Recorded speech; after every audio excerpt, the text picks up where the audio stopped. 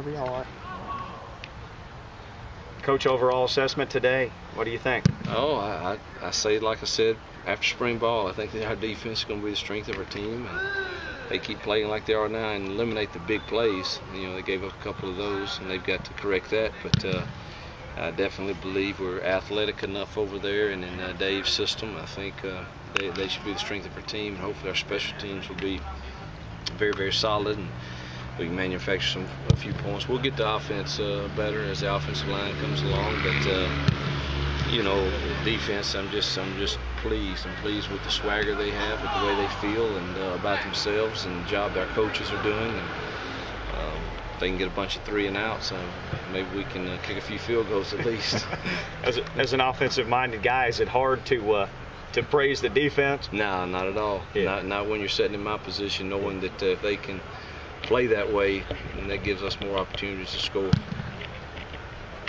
know, obviously you got a couple guys hurt today. Yeah, and I tell you, it's just kind of gut-wrenching, you know. You just, I think Eric's okay. I mean, anytime you're dealing with someone's neck, you know, there's a lot of precautions that are taken. So I hope that's all that is.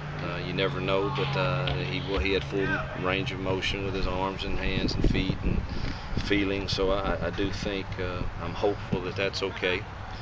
Cliff Mitchell was just an ankle. I mean, he'll be back, and Butterfield is the most devastating today, you know, to take that, and you know, it looks like he's probably torn his ACL, and that'll be a blow to us.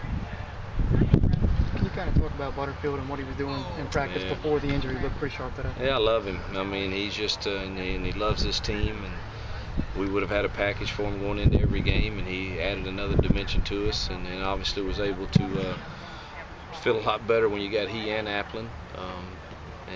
You know, the toughest part is you walk in there and you see him and the hurt that he's going through, and that's just, you know, it's never easy on any coaches, particularly, you know, when you're close-knit.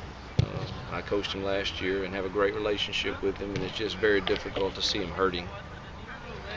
How do you get the team to bounce back from something like that? Because these guys, they rally around him too. You know? This is life, and you know, that's what life brings us, and you know, I think God's placed us as coaches in their lives to help them through these too, and we got to help ourselves. You know, it won't be, you know, it'll be a restless night for me also, because that throws us in we got to come up with another plan, you know, and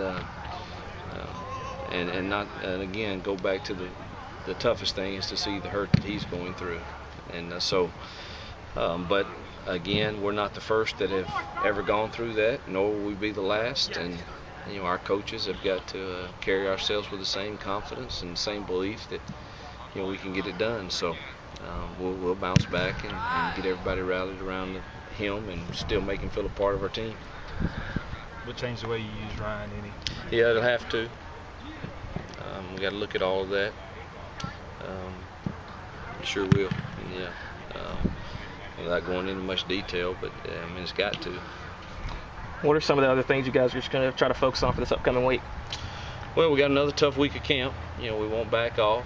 We do have a little surprise going on Tuesday that we're really excited about. Us taking a little trip over to spend some time with some kids that are struggling with illnesses, and you know, look forward to that trip with our team. But other than that, it's another week of fall camp that we have to get ready, and we'll spend that again trying to bring our offensive line along and come up with a plan for what we'll do at quarterback, and continue to try to get on the same page offensively, and leading up to preseason game number 2 next Saturday, and then you know, you get into Illinois prep after that, but next week will be a normal camp week.